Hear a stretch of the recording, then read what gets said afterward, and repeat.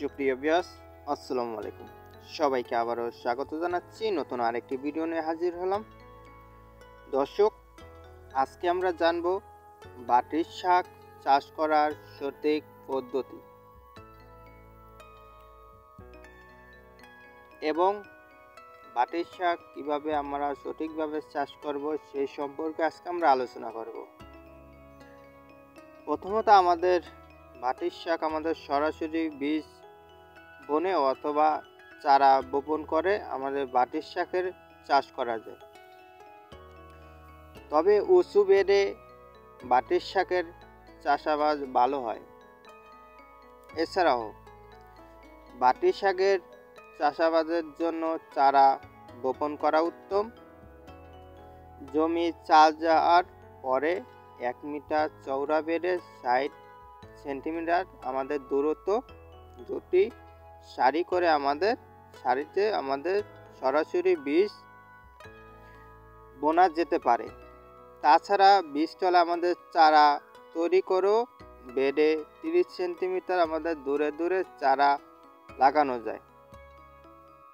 চারা রোপণ করলে চারার বয়স হতে হবে 20 থেকে আমাদের 25 দিন এবং বাটির শাক আমাদের সারা বছর চাষ করা যায়।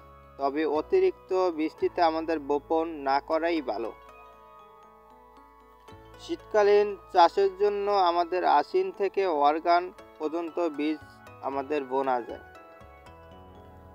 চারা তৈরি করে নিলে প্রতি আমাদের শতকে জমির জন্য বীজ লাগবে 1 গ্রাম।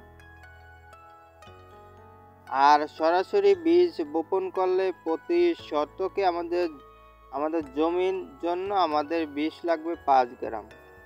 চারা রোপণের জন্য প্রতি শতকে আমাদের 220টি চারা লাগবে। সারি থেকে আমাদের সারি দূরত্ব হবে 60 সেন্টিমিটার ও চারা থেকে চারা দূরত্ব হবে 30 সেন্টিমিটার। বীজ গজানোর আমাদের চারা থেকে 5 দিন সময় লাগে। জমি তৈরি। বাটির শাক আমাদের চাষাবাদের জন্য আমাদের জমি ভালোভাবে 4 থেকে আমাদের 5টি চাষ ও মই দিয়ে মাটি আমাদের জুরজুরি করে নিতে হবে।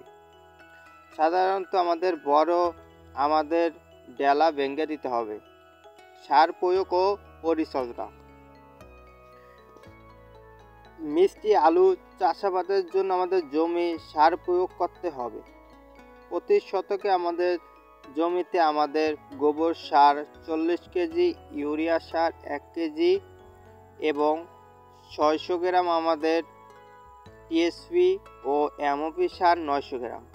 জমি তৈরির সময় শেষ চাষে আমাদের সম্পূর্ণ গোবর ও সম্পূর্ণ টিএসপি সার ও অর্ধেক ইউরিয়া সার ও অর্ধেক এমওপি সার প্রয়োগ করতে হবে।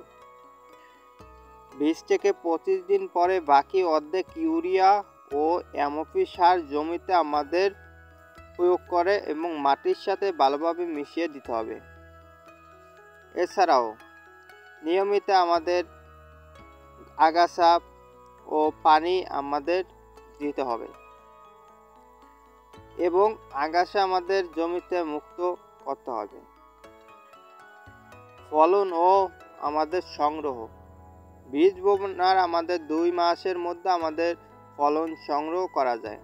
তবে শতকে আমাদের 70-80 কেজি আমাদের শাক পাওয়া যায়। ফুল ধরার আগে আমাদের ফসল সংগ্রহ করতে হবে। তবে একবারে না তুলে আমাদের গাছের পাতা ধাপে ধাপে তুলে আমাদের খেলে অনেক দিন ধরে ফসল পাওয়া যায়।